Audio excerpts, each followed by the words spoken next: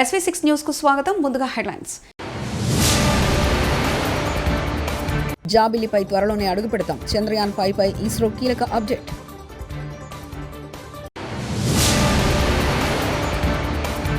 Varsity పేరు మార్పు ఎవరికి వ్యతిరేకం కాదు. రేవంత్ స్పష్టత.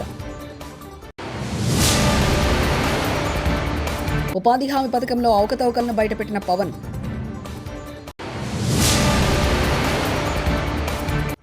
తెలంగాణ అసెంబ్లీ వద్ద ఉద్రిక్తత. బీఆర్ఎస్ కార్యకర్తల అరెస్ట్. చంద్రుడిపై ఇస్రో భవిష్యత్తులో చేపట్టబోయే పరిశోధనలపై ఇస్రో గుడ్ న్యూస్ ప్రకటించింది. చంద్రయాన్ 4 లాంచింగ్ కాకముందే త్వరత ప్రయోగం గురించి కీలక ప్రకటన వెలువరించింది. చంద్రునిపై అధ్యయనం చేయడానికి ప్రతిష్టాత్మకమైన చంద్రయాన్ 5 మిషన్కు కేంద్రం ఆమోదం తెలిపినట్లు ఇస్రో చైర్మన్ వి నారాయణ వెల్లడించారు. భారత అంతరిక్ష పరిశోధన సంస్థ ఇస్రో చైర్మన్గా బాధ్యతలు స్వీకరించిన సందర్భంగా ఆయన గౌరవార్థం చెన్నైలో ఏర్పాటు చేసిన ఓ కార్యక్రమంలో మాట్లాడుతూ చంద్రయాన్ ప్రయోగాలపై కీలక వివరాలు తెలిపారు. చంద్రయాన్ 5 మిషన్కు కేంద్రం ఆమోదం తెలిపిందని, జపాన్ సహకారంతో ఈ ప్రతిష్టాత్మక ప్రాజెక్టు చేపడుతున్నట్లు ప్రకటించారు. గత వైసీపీ పాలన కారణంగా ధ్వంసమైన రాష్ట్రాన్ని మళ్లీ ట్రాక్లోకి పెట్టగలిగామని ఆంధ్రప్రదేశ్ ముఖ్యమంత్రి నారా చంద్రబాబు నాయుడు స్పష్టం చేశారు. అయితే రాష్ట్ర భవిష్యత్తు కోసం దూరదృష్టితో ఆలోచించి ప్రణాళికలు రూపొందించుకోవాల్సి ఉందని ఆయన పేర్కొన్నారు. సోమవారం అసెంబ్లీలో విజన్ డాక్యుమెంట్ 2047 పై లఘు చర్చ జరిగింది. ఈ సందర్భంగా సీఎం చంద్రబాబు నాయుడు మాట్లాడుతూ 1990లలో సమైక్య ఆంధ్రప్రదేశ్ కోసం విజన్ 2020 తీసుకొచ్చామని గుర్తు చేశారు. తద్వారా నాడు చెప్పిన దానికంటే ఉమ్మడి ఆంధ్రప్రదేశ్కు అధిక ప్రయోజనమే కలిగిందని తెలిపారు. ఏదో రాష్ట్రంలో స్వర్ణాంధ్ర విజన్ కాకుండా దీన్ని లాస్ట్ మైల్లో ప్రతి ఒక్క వ్యక్తికి తీసుకుపోవడానికి మనం ప్రయత్నం చేస్తున్నాం. విజన్ అంటే కొంతమందికి కాదు, సమిష్టిగా ఎవరైతే చివరున్న వ్యక్తిని కూడా భాగస్వాములు చేయాల్సిన అవసరం ఉంది. ఇది మనం 10వ నెల 9 నెలలు అయినాయి. ఆ రోజు ఎన్నికల్లో ఒక హామీ ఇచ్చాం. నేను కానీ, జనసేన అధినేత పవన్ కళ్యాణ్ గారు కానీ, అదే మరి నరేంద్ర మోడీ గారు, బీజేపీ ఈరోజు దేశంలో ప్రధానమంత్రి అయిన నరేంద్ర మోడీ గారు కానీ మళ్ళీ రాష్ట్రాన్ని పునర్నిర్మాణం చేస్తామని ఒక హామీ ఇచ్చి ప్రజల్లో కూడా ఒక చైతన్యం తీసుకొచ్చాం. ఆ చైతన్య ఫలితం మీరు చూస్తే చరిత్రలో ఎప్పుడూ రానటువంటి రిజల్ట్స్ 93% హిట్ రేట్ వచ్చిందంటే అది ప్రజల ఆమోదం. ప్రజల్లో ఒక హై ఎక్స్పెక్టేషన్స్ కూడా పెట్టుకొని మనల్ని ఆశీర్వదించారు. 9 నెలల్లో అనేక సంక్షేమ కార్యక్రమాలకు నాంది పలికాం. అభివృద్ధి కార్యక్రమాలకు కూడా మళ్ళీ ట్రాక్ తప్పిన అభివృద్ధిని ట్రాక్లో పెట్టే పరిస్థితికి వచ్చాం. ఇవి రెండు జరగాలంటే ఒక సుపరిపాలన కావాలి, గుడ్ గవర్నెన్స్ కావాలి. అలాంటి గుడ్ గవర్నెన్స్ ప్రాక్టీస్ అన్నీ తీసుకొని మనం ముందుకు పోతున్నాం. అయితే ఇవన్నీ చేయడం ఒక ఎత్తు అయితే మనం అందరం ఆలోచించాల్సింది, ఒక నాయకుడికి ఈరోజు ఆలోచించి రేపు ఆలోచించడం కాదు, ఒక దూరదృష్టితో కూడా ఆలోచిస్తే తద్వారా రాబోయే రోజుల్లో ఒక ప్రణాళిక తయారు చేసుకొని మనం ముందుకు పోయే పరిస్థితి వస్తుంది. దగ్గర లేట్ 90s తెలుగు వర్సిటీకి పొట్టి శ్రీరాములు పేరుకు బదులు సురవరం ప్రతాపరెడ్డి పేరు పెడుతున్నామని ముఖ్యమంత్రి రేవంత్ రెడ్డి తెలిపారు. పొట్టి శ్రీరాములు వర్సిటీ పేరు మార్పు బిల్లును మంత్రి దామోదర రాజనరసింహ సభలో ప్రవేశపెట్టారు. ఈ సందర్భంగా ముఖ్యమంత్రి మాట్లాడుతూ తెలుగు విశ్వవిద్యాలయానికి పొట్టి శ్రీరాములు పేరును తొలగిస్తూ సురవరం ప్రతాపరెడ్డి పేరు పెట్టాలని రాష్ట్ర గత శాసనసభ సమావేశాల్లో సభ దృష్టికి వచ్చిందన్నారు. ఈ మేరకు తెలుగు వర్సిటీకి పొట్టి శ్రీరాములు పేరును తొలగిస్తూ సురవరం ప్రతాపరెడ్డి పేరును పెడుతున్నట్లు చెప్పారు. నిర్ణయాలు విధి విధానాలను పరిశీలించిన తర్వాతనే ఈ ప్రతిపాదన రాష్ట్ర ప్రభుత్వం ముందుకు తీసుకురావడం జరిగింది. దురదృష్టవశాత్తు రాజకీయాలు కలుషితమైనయా, రాజకీయ నాయకుల యొక్క ఆలోచనలు కలుషితమైనయా, దీన్ని ఎట్లా విశ్లేషించాలనో నాకు అర్థం కాలేదు. కానీ పొట్టి శ్రీరాములు గారి స్వాతంత్ర ఉద్యమంలో గాంధీ గారి స్ఫూర్తిని తీసుకొని స్వతంత్రం కోసం వారు చేసిన పోరాటాలను, లేదా వారు ప్రాణత్యాగం ద్వారానే మద్రాసు రాష్ట్రం నుంచి ఆంధ్రప్రదేశ్ విభజన 1953 సంవత్సరంలో జరిగిన విషయాన్ని ఎవరు తక్కువగా చూడడం లేదు. వారి పట్ల అపారమైన గౌరవము, విశ్వాసము, వారి దేశభక్తిని, వారి ప్రాణ త్యాగాన్ని మనమందరం గుర్తించాలి, కీర్తించాలి, వారిని స్మరించుకోవాలి. అదే సందర్భంలో 2014 పునర్విభజన చట్టం తెలంగాణ రాష్ట్రాన్ని ఆంధ్రప్రదేశ్ నుంచి విభజించి ఏర్పాటు చేసిన తర్వాత పరిపాలనకు సంబంధించి పరిపాలనలో భాగంగా కొన్ని పాలనాపరమైన నిర్ణయాలు తీసుకోవడం జరిగింది. ఆ పాలనాపరమైన నిర్ణయాలు తీసుకున్న సందర్భంలో తెలంగాణ రాష్ట్రంలో ఉన్న లేదా ఏపీ అసెంబ్లీ సమావేశాలు కొనసాగుతున్నాయి. ఉపాధి హామీ పథకంలో అవకతవకలకు సంబంధించి శాసనసభలో సభ్యులు అడిగిన ప్రశ్నలకు ఉప ముఖ్యమంత్రి పవన్ కళ్యాణ్ సమాధానమిచ్చారు. జాతీయ ఉపాధి హామీ పథకంపై ప్రత్యేక దృష్టి పెట్టినట్లు తెలిపారు. జాతీయ ఉపాధి హామీ రాజకీయ ఉపాధి హామీ పథకం అయ్యిందని సభ్యులు అన్నారని, అది గత ప్రభుత్వంలో జరిగిందని, ఎన్డీఏ ప్రభుత్వంలో కాదని స్పష్టం చేశారు. పంచాయతీరాజ్ శాఖ మంత్రిగా బాధ్యతలు స్వీకరించాక మొదటి దృష్టి పెట్టింది ఉపాధి హామీ పథకంలో జరిగిన అవకతవకలపైనని చెప్పుకొచ్చారు. గత ప్రభుత్వం తీసుకున్న నిర్ణయాల వల్ల కొన్ని ఇబ్బందులు వచ్చాయన్నారు. గత సంవత్సరాలుగా విన్నాం అధ్యక్ష, రాగానే దాని మీద చాలా కూలంకషంగా రివ్యూస్ చేసాం. రివ్యూస్ చేసినప్పుడు ఖచ్చితంగా చాలా అవినీతి అయితే ఉంది. దానికి సంబంధించి మేము తీసుకున్న ఉన్న చర్యలు ఏంటి, ఆకస్మిక తనిఖీలు అధ్యక్ష. ఒకటి, నిఘా సామాజిక తనిఖీ మరియు క్వాలిటీ కంట్రోల్ విభాగాలు నకిలీ మస్తరు జాబితా తప్పుడు చర్యలను గుర్తించడానికి ఆకస్మిక తనిఖీలు నిర్వహిస్తాయి. అలాగే క్వాలిటీ కంట్రోల్ తనిఖీ ఉంటుంది. ఇది రెండవది. ఆన్లైన్లో కేటాయించిన పని నిర్దేశించిన ప్రమాణాలకు అనుగుణంగా ఉన్నాయో లేవో గుర్తించడానికి నాణ్యత నియంత్రణ తనిఖీలు నిర్వహించడం అవుతుంది. ఇవి కాకుండా రాష్ట్ర స్థాయి ఫ్లయింగ్ స్క్వాడ్ ఉంటుంది. రాష్ట్ర స్థాయిలో ఆకస్మిక తనిఖీలు ఫ్లయింగ్ స్క్వాడ్లచే క్షేత్రస్థాయిలో మస్తరు జాబితాలు ఈ మెజర్మెంట్స్ నిబంధనల ప్రకారం జరుగుతున్నాయో లేవో అని తనిఖీ చేయడం అవుతుంది. మరి ఎవరైనా సరే వ్యక్తులు తప్పు చేసినట్లయితే ఎస్ఆర్డిఎస్ క్రమశిక్షణ నియమావళి ప్రకారమే తక్షణ చర్యలు తీసుకోవడం అవుతుంది. రెండో ప్రశ్నకి అధ్యక్ష, అసలు కర్నూలు జిల్లాలో ఉపాధి హామీ పథకం దుర్వినియోగం సంబంధించింది. కర్నూలు జిల్లాలో ఉపాధి హామీ పథకంలో దుర్వినియోగానికి సంబంధించి ఒక నిర్దిష్టమైన ఫిర్యాదు అందింది. విచారణ నిర్వహించడం అయినది. బాధ్యులుగా సంబంధిత ఫీల్డ్ అసిస్టెంట్ దగ్గర నుంచి దాదాపు గత వైసీపీ ప్రభుత్వం బకాయిలు పెట్టిన బిల్లులని చెల్లిస్తామని విద్యాశాఖ మంత్రి నారా లోకేష్ హామీ ఇచ్చారు. ఫీజు రియంబర్మెంట్స్ బిల్లులు ఖచ్చితంగా చెల్లిస్తామని శాసనమండలిలో ఆయన సమాధానం ఇచ్చారు. గత ప్రభుత్వం విద్యార్థులకు చెల్లించాల్సిన ఫీజు రియంబర్మెంట్స్ 4,200 కోట్ల నిధులను బకాయి పెట్టిందని లోకేష్ గుర్తు చేశారు. సభ్యులు వాకౌట్ చేసి వెళ్లిపోతే తాము చెప్పేది ఎలా అర్థమవుతుందంటూ లోకేష్ ప్రశ్నించారు.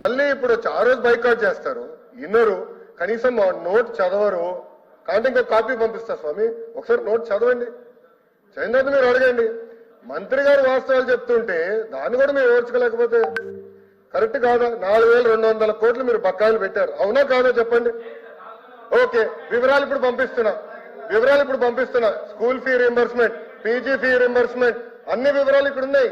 4,200 కోట్ల బకాయిలు పెట్టారు మీరు.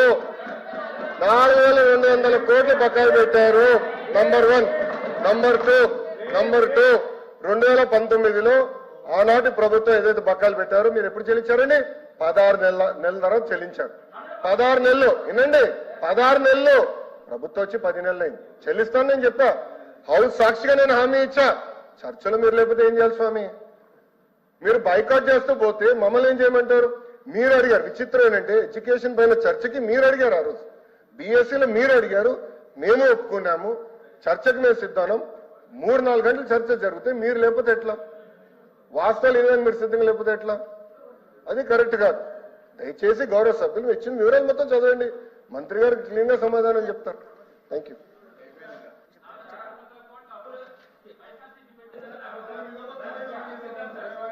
వీఆర్లో ఉన్న పోలీసులకు గత ప్రభుత్వం జీతం ఇవ్వలేదని హోంమంత్రి అనిత ఆరోపించారు. పోలీసులను వీఆర్లో ఉంచితే గతంలో 50% జీతం ఇచ్చేవారని, కక్షపూరితంగా గత ప్రభుత్వం పోలీసులను వీఆర్కు పంపిందని తెలిపారు. కొందరు పోలీసులు గత ప్రభుత్వం 3-4 ఏళ్ల జీతాలు ఆపిందన్నారు. వీఆర్లో పోలీసులకు వేతనం ఇచ్చే అంశాన్ని కూటమి ప్రభుత్వం పరిశీలిస్తున్నట్లు మంత్రి పేర్కొన్నారు. వాళ్ళని పనిష్మెంట్ చేయాలనే ఉద్దేశంతో వీఆర్లోకి తీసుకోవడం అన్నది అయితే ఈ గవర్నమెంట్ చేస్తున్న పని అయితే కాదు అధ్యక్ష. ఈ కల్చర్ ఎప్పటి నుంచి వచ్చిందంటే కొన్ని వాళ్ళ దగ్గర నుంచి ఏదో మాట్లాడతారు, అవన్నీ పక్కన పెడితే ఇంతకు ముందు గవర్నమెంట్ లో కూడా అధ్యక్ష కేవలం ఎవరైతే టీడీపీ సానుభూతి పరులని వాళ్ళు అనుకుంటారో, లేకపోతే వాళ్ళకి నచ్చినట్టుగా పని చేయకపోతేనే తీసుకొచ్చి వీఆర్లో పెట్టిన సందర్భాలు కూడా చాలా ఉన్నాయి అధ్యక్ష.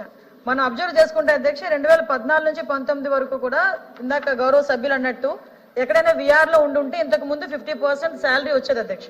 కానీ లాస్ట్ 5 years నుంచి ఏం చేశారంటే విఆర్లో ఉన్న కాలంలో కనీసం వాళ్ళకి జీతాలు కూడా ఇచ్చిన పరిస్థితి అయితే కనిపించలేదు అధ్యక్ష. మేము అధికారంలోకి వచ్చిన తర్వాత, నేను హోమ్ మినిస్టర్గా ఛార్జ్ తీసుకున్న తర్వాత, నేను అధికారుల నుంచి కూడా అసలు విఆర్లో ఎంతమంది ఉన్నారు, ఎన్ని సంవత్సరాల నుంచి ఉన్నారని లిస్ట్ నేను తెప్పించుకొని నేను చూశాను అధ్యక్ష. చూస్తే సుమారుగా 3 సంవత్సరాలు, 3.5 సంవత్సరాలు, ఒక్కొక్కరైతే 4 సంవత్సరాలు కూడా విఆర్లో ఉన్న సందర్భాలు కూడా మేము అబ్జర్వ్ చేసాం అధ్యక్ష. దీని అందరికీ కూడా న్యాయం చేయాలని ఒకే ఒక ఉద్దేశంతో మొత్తం షఫిల్ చేసుకున్నాము. ఈ రోజు 199 మెంబర్స్ ని మేము విఆర్ గా పక్కన పెట్టుకున్నాం అధ్యక్ష. చాలా మంది ఏమనుకుంటారంటే ఎక్కడైనా ఇన్సిడెంట్ జరిగిన వెంటనే ఆ డిపార్ట్మెంట్ లో ఉన్న సిఐనో, డిఎస్పీనో, ఎస్పీనో ఎవరో ఒకరు విఆర్ లోకి తీసుకునేది దేనికంటే జస్ట్ ఎంక్వైరీ విషయంలో అతని మీద అభియోగం వచ్చినప్పుడు, ఎంక్వైరీ జరుగుతున్నప్పుడు అతను అక్కడ ఆ ఇన్స్పెక్టర్ గా కానీ అక్కడ డిఎస్పీగా కానీ ఉంటే కనుక ఇబ్బంది కాబట్టి కొంతకాలం విఆర్ లోకి తీసుకొచ్చి తర్వాత ఎంక్వైరీ అయిన తర్వాత మళ్ళీ రీఇన్స్టేట్ చేసిన సందర్భాలు కూడా చాలా ఉన్నాయి అధ్యక్ష. ఇందులో రాజకీయాలు కక్ష పెట్టుకోవాల్సిన అవసరం లేదు. ఎందుకంటే లా అండ్ ఆర్డర్ విషయంలోనే ఈ గవర్నమెంట్ చిత్తశుద్ధితో ఉంది. ఎట్టి పరిస్థితుల్లోని కూడా వాటిని తీసుకునే పొజిషన్ కూడా లేదు అధ్యక్ష.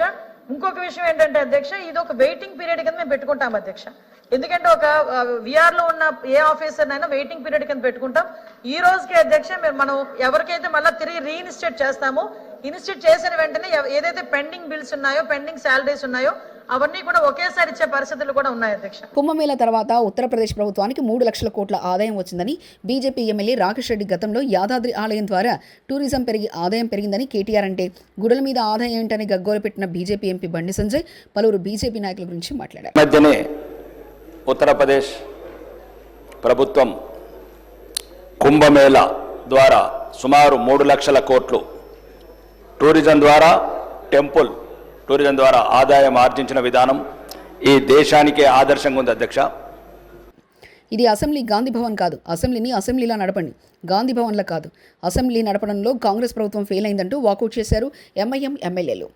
Under protest this government is really failing to conduct the house and stopping the questions, changing the questions, not giving the answers, and really killing the democracy and this house, sir, on the protest of this, sir.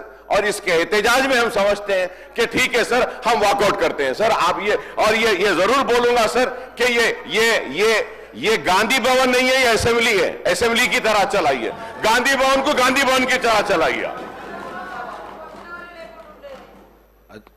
నిన్నే Sunday కాబట్టి వెబ్సైట్లు పనిచేయలేదు, Sunday రోజు వెబ్సైట్లు బంద్ ఉంటాయంటూ చక్కటి వివరణ overseas scholarship data మీద వివరణ ఇచ్చిన మంత్రి సీతక్క. నిన్న సండే మేము ఎప్పుడో సార్ బీసీ వాళ్లకు 110 అప్లోడ్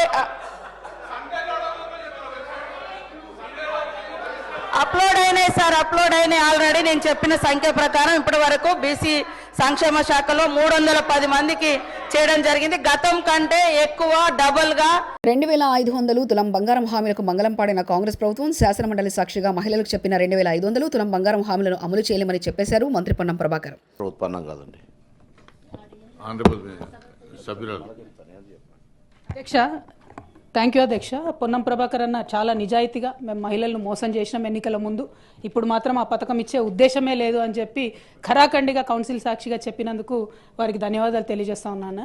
కానీ ఈ రాష్ట్రంలో మహిళలు దాదాపుగా 51% పైచిలకు ఉన్నారన్న. మహిళలు మీరు చేసినటువంటి మోసాన్ని గమనిస్తున్నారు. ఖచ్చితంగా సమయం వచ్చినప్పుడు మాత్రం వారు జవాబు చెప్తారని చెప్పి చెప్పక తప్పదు అధ్యక్ష. ఎందుకంటే ఇంత మొహమాటం లేకుండా మేము ఎన్నికల వాగ్దానాన్ని చేయమని చెప్తున్నారు ప్రభుత్వానికి. కాంగ్రాచులేషన్స్ కూడా ఈ సందర్భంగా తెలియజేస్తా ఉన్నాను. తెలంగాణ అసెంబ్లీని బీఆర్ఎస్వీ నేతలు ముట్టడించారు.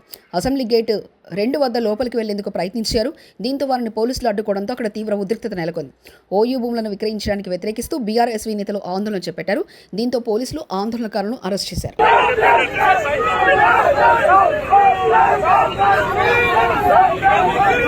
కేటీఆర్ను కలిసిన తీన్మార్ మల్లన్న. ఇటీవల కాంగ్రెస్ పార్టీ నుంచి సస్పెన్షన్కు గురైన graduates MLC Teenmar Mallanna BRS working president KTR, Harish రావును కలిశారు. బీసీ రిజర్వేషన్ బిల్లుపై సభలో ప్రభుత్వాన్ని నిలదీయాలని ఆయన కోరారు. బీసీ నేతలతో కలిసి ఆయనకు మెమరాండం అందించారు.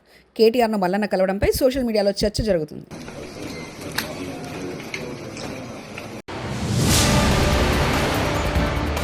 జాబిలిపై త్వరలోనే అడుగు పెడతాం. చంద్రయాన్ 5 పై ఇస్రో కీలక అప్డేట్.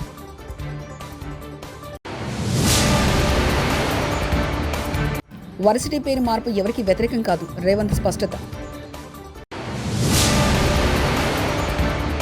ఉపాధి హామీ పథకంలో అవకతవకలను బయటపెట్టిన పవన్.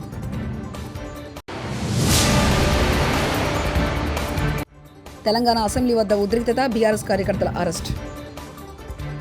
ఇవి బులెటిన్ విశేషాలు. చూస్తూనే ఉండండి SV6 న్యూస్.